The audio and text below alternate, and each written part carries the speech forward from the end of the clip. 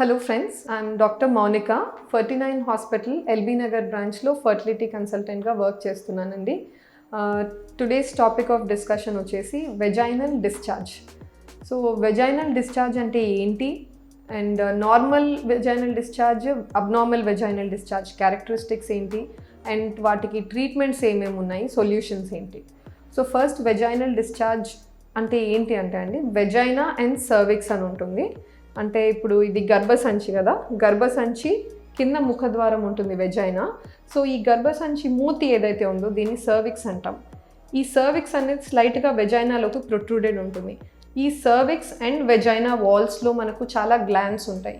ఈ గ్లాండ్స్ నుంచి వచ్చే సెక్రీషన్సే మనకు వెజైనల్ డిశ్చార్జ్గా ప్రెజెంట్ అవుతుంది. వెజైనల్ డిశ్చార్జ్ అన్నది it's normal in any lady. ఈ వెజైనల్ డిశ్చార్జ్ మనకు ఏ టైంలో ఎలా ఉంటుంది, cycle throughout the cycle similar characteristics ఉండవు, చేంజ్ అవుతూ ఉంటాయి. దాని గురించి మాట్లాడతాను.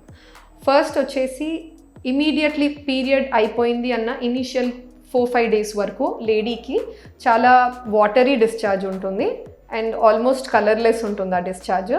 అండ్ ఇటువంటి డిశ్చార్జెస్ హార్మ్లెస్ అండి. ప్రతి లేడీకి స్లైట్ అమౌంట్ ఆఫ్ డిశ్చార్జ్ ఈ టైంలో ఉంటుంది. నెక్స్ట్ ఏమవుతుందంటే, ఎక్కడైతే మనకు 14th డేకి నియర్ అవుతున్నాము, అంటే ఎగ్ రిలీజ్కి దగ్గర అవుతున్నాము అన్నప్పుడు ఈ watery discharge, thin straw type fluid అనేది ఇంకా కూడా అబండెంట్గా ప్రొడ్యూస్ అవ్వడం మనకు మొదలవుతుంది.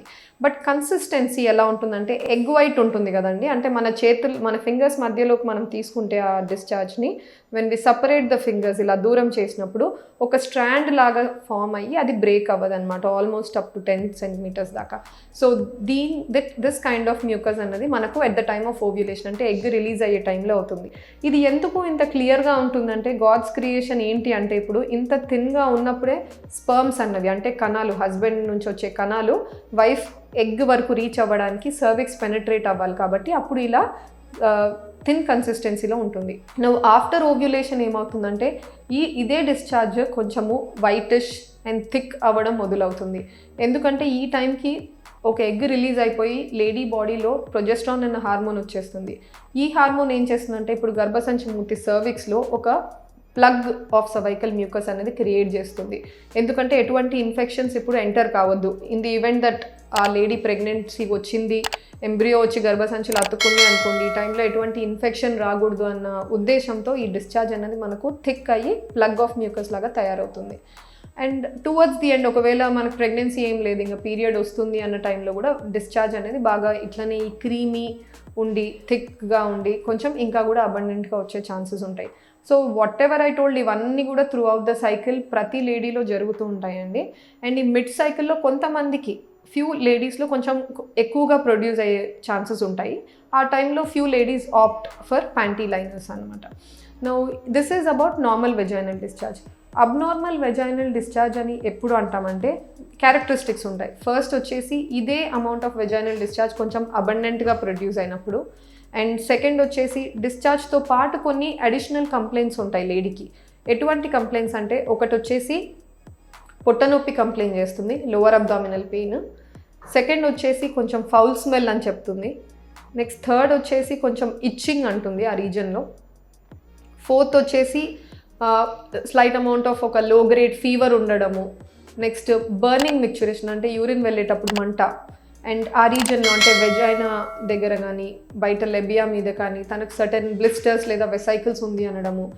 ఇలా అసోసియేటెడ్ కంప్లైంట్స్ ఉంటే we have to definitely evaluate అనమాట, లేడీని ఏమన్నా ఇన్ఫెక్షన్ ఉందా, అటువంటి ఇన్ఫెక్షన్కి ఏమైనా ట్రీట్మెంట్ అవసరం ఉంటుందా అన్నది చూసుకోవాలి. నువ్వు వెజైనల్ డిశ్చార్జ్ ఒక్కొక్క ఇన్ఫెక్షన్కి వేరే వేరే రకాలుగా ఉంటుంది. నువ్వు ఫస్ట్ వచ్చేసి ఒక milky and thick curdy discharge ఉంది అనుకోండి, that is a sign of fungal infection, candida అంటారు.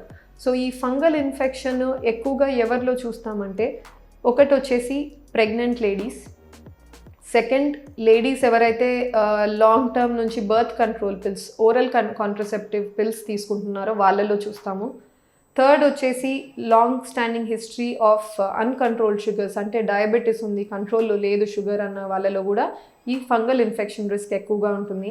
అండ్ ఇంకొంతమంది వేరే ఆటో ఇమ్యూన్ రీజన్స్ వల్ల కానీ, వేరే అదర్ మెడికల్ కండిషన్స్ వల్ల కానీ, స్టెరాయిడ్స్ లాంగ్ టర్మ్గా తీసుకుంటున్న వాళ్ళలో కూడా ఈ ఇన్ఫెక్షన్ ఛాన్స్ కొంచెం ఎక్కువగా ఉండేది మనం చూస్తాం. And also in HIV infections, అంటే ఎయిడ్స్తో ఏమైనా బాధపడుతున్న లేడీస్లో కూడా ఈ ఇన్ఫెక్షన్స్ మనం ఎక్కువగా చూస్తాం. This is first one. Now second వచ్చేసి కొంచెం లిటిల్ పేల్ yellowish డిశ్చార్జ్ ఉంటుంది అండ్ ఫౌల్ స్మెల్ కంప్లైంట్ చేస్తారండి. అండ్ ఈ కేసెస్లో మనం దీన్ని బ్యాక్టీరియల్ వెజైనోసిస్ అంటాం. బ్యాక్టీరియల్ వెజైనోసిస్ అంటే మనకు ఈ వెజైనా సర్విక్స్లో మంచి బ్యాక్టీరియా కూడా ఉంటుందన్నమాట. ఎందుకంటే ఆ అమౌంట్ ఆఫ్ సెక్రీషన్ అనేది మనకు హెల్ప్ చేస్తుంది చాలా రకాలుగా ఈ వెజైనల్ డిశ్చార్జ్. ఒకటి మనకు ఈ సెక్షువల్ ఇంటర్కోర్స్లో లూబ్రికేషన్ కోసం కావచ్చు, లేదా ఎటువంటి ఇన్ఫెక్షన్స్ మైల్డ్ గ్రేడ్ ఇన్ఫెక్షన్స్ ఏమన్నా ఉంటే బాడీ కాంబాట్ ఫైట్ చేయడానికి అవసరం ఉంటుంది. And adequate correct levels of pH maintain చేయడానికి. సో హెల్తీ బ్యాక్టీరియా అన్నవి మనకు ఎప్పుడు కూడా ఉంటాయి అన్నమాట వెజైనా సర్విక్స్లో. బట్ ఏ రోజైతే మనకు ఈ హెల్తీ బ్యాక్టీరియా డిస్టర్బ్ అయ్యి అండ్ సర్టెన్ పెథలాజికల్ బ్యాక్టీరియా వస్తాయో అప్పుడు మనకు ఈ బ్యాక్టీరియల్ వెజైనోసిస్ అన్న ప్రాబ్లం మనకు మొదలవుతుంది. సో వాళ్ళలో ఏమవుతుందంటే కొంచెం ఈ డిశ్చార్జ్తో పాటు లిటిల్ ఫౌల్ స్మెల్ కూడా వాళ్ళకు వాసన అన్నది వస్తుంది అనమాట. వీళ్ళలో ఇవాల్యుయేట్ చేసుకొని ట్రీట్మెంట్ ఉంటుంది బ్యాక్టీరియల్ వెజైనోసిస్కి. కొన్ని మెడిసిన్స్ ఉన్నాయి లైక్ మెట్రోనిడజోల్ అని చెప్పి. సో ఆ పర్టిక్యులర్ డోసేజ్ అండ్ డాక్టర్ చెప్పినట్టు అడ్మినిస్ట్రేషన్ చేసుకుంటే డెఫినెట్గా ఈ ప్రాబ్లం వాళ్ళకు సాల్వ్ అవుతుంది. ఇంకొంతమందిలో ఏమవుతుందంటే ఇలానే yellowish డిశ్చార్జ్తో పాటు వాసనతో పాటు కొంచెం పెయిన్ కూడా కంప్లైంట్ చేస్తారు. అండ్ ఇన్ఫ్లమేషన్, అంటే వెజైనా అండ్ ఆ రీజన్ అంతా కూడా బాగా రెడ్గా అయిపోతుంది, బాగా స్వోలెన్ అవుతుంది. ఈ కేసెస్లో ఏంటంటే ఇన్ఫెక్షన్ వచ్చేసి ట్రైకోమోనియాసిస్కి కూడా మనకు యాంటీబయాటిరియల్ టాబ్లెట్స్ అవి ఉంటాయండి. అవి తీసుకుంటే డెఫినెట్గా ఈ ప్రాబ్లం అనేది ఓవర్కమ్ చేయొచ్చు. అండ్ నెక్స్ట్ కేటగిరీ వచ్చేసి ఈ డిశ్చార్జ్తో పాటు ఎవరిలో అయితే మనము ఎగ్జామినేషన్ చేసినప్పుడు లోకల్గా బ్లిస్టర్స్ ఏమైనా కనపడుతున్నాయి అనుకోండి, మనం పెట్టుకోవాల్సిన సస్పెషన్ వచ్చేసి వైరల్ ఇన్ఫెక్షన్, హెర్పెస్ అంటారు. సో ఈ హెర్పెస్ ఇన్ఫెక్షన్ ఉంది అన్న వాళ్ళకి మనము యాంటీవైరల్ డ్రగ్స్ ఇస్తాము. అండ్ యాంటీవైరల్ డ్రగ్స్తో డెఫినెట్గా సిమ్టమాటిక్గా కూడా వాళ్ళకు ఇంప్రూవ్మెంట్ అనేది మనం చూస్తాం in some time. Few members ఏమవుతుందంటే ఈ ఇన్ఫెక్షన్ ఆ సర్విక్స్ వెజైనాకి లోకలైజ్డ్గా ఉండకుండా పైకి అసెండ్ అవుతుంది. అంటే గర్భసంచి లోపల వెళ్ళి గర్భసంచి లైనింగ్ని దెబ్బతీస్తుంది, ట్యూబ్స్లోకి వెళ్తుంది, ట్యూబ్ లైనింగ్ని దెబ్బతీస్తుంది. అండ్ దాని నుంచి ఇంకా కూడా ఫర్దర్గా స్ప్రెడ్ అయ్యే ఛాన్సెస్ ఉంటుంది. దీన్ని మనం పెల్విక్ ఇన్ఫ్లమేటరీ డిసీజ్ అంటాం. సో ఈ పెల్విక్ ఇన్ఫ్లమేటరీ డిసీజ్లో ఏమవుతుందంటే డిశ్చార్జ్, ఫౌల్ స్మెల్, ఇచ్చింగ్తో పాటు లేడీ ఇంకా ఎక్స్ట్రా అడిషనల్ కంప్లైంట్స్ ఏం చేస్తుందంటే ఫీవర్ అని చెప్తుంది, కొంచెం అబ్డామెన్ పొట్టనొప్పి అని చెప్తుంది. ఇలాంటి కేసెస్లో కొన్ని ఓరల్ ట్యాబ్లెట్స్తోనే సబ్సైడ్ అయిపోతుంది ఇన్ఫెక్షన్. బట్ కొన్ని కేసెస్లో ఏమవుతుందంటే అడ్మిట్ అయ్యి హాస్పిటల్లో IV యాంటీబయాటిక్స్ కూడా తీసుకోవాల్సిన అవసరం రావచ్చు. ఫ్యూ కేసెస్లో ఏమవుతుందంటే గర్భసంచి వెనకల ఈ ఇన్ఫెక్షన్ అంతా చీములాగా తయారయ్యి ఒక చోట చేరుకొని పెల్విక్ యాబ్సెస్ అనేది ఫామ్ వస్తుంది. ఈ పెల్విక్ యాబ్సెస్ వల్ల లేడీకి కంటిన్యూస్గా ఒక స్టాబింగ్ పెయిన్ ఉండడము ఆ రీజన్లో, అండ్ హస్బెండ్తో కలుసుకున్నప్పుడు కూడా ప్రతిసారి పెయిన్ అని కంప్లైంట్ చేయడము, అండ్ అది కాకుండా లిటిల్ తనకు డయేరియా, లూజ్ మోషన్స్ అన్న ప్రాబ్లమ్స్ కూడా మొదలవుతాయి. ఈ కేసెస్లో స్లైట్గా సర్జికల్ ఇంటర్వెన్షన్ అవసరం అనమాట. అంటే డైరెక్ట్గా వెళ్ళి ఆ చీము అదంతా ఏదైతే ఉందో లోకలైజ్డ్ కలెక్షన్ మనము దాన్ని బయటికి ఆస్పిరేట్ చేసేసి తనని యాంటీబయాటిక్స్ మీద పెడితే ఈ ఎంటైర్ కండిషన్ ఏదైతే ఉందో తనకు సాల్వ్ అయిపోతుంది ప్రాబ్లం అనేది. సో వెజైనల్ డిశ్చార్జ్ అన్ని కేసెస్లో, ప్రతి కేసులో వెజైనల్ డిశ్చార్జ్ అనేది హార్మ్ఫుల్ అని కాదండి. Vaginal discharge is there, it's healthy in the normal amounts. కానీ ఎప్పుడైతే మనకు ఎప్పుడు ఉన్నదానికి భిన్నంగా ఏదైనా ఎక్కువగా అవుతుంది, లేదా ఇలాంటి ఎక్స్ట్రా అడిషనల్ కంప్లైంట్స్, ఇచ్చింగ్ కానీ, ఏమైనా స్మెల్ వస్తుంది అని చెప్పడం కానీ, పొట్టనొప్పి వస్తుందని కానీ ఇలా ఏమన్నా ఉంటే మాత్రం ఇట్ ఈస్ నాట్ నార్మల్. డెఫినెట్గా మీరు మీ క్లినిషియన్ని కన్సల్ట్ అవుతే ఆ ప్రాబ్లం ఏంటి అన్నది తెలుసుకొని దానికి తగ్గ ట్రీట్మెంట్ కూడా తీసుకుంటే ఇవన్నీ కూడా మనకు సాల్వ్ అవుతాయి. Thank you.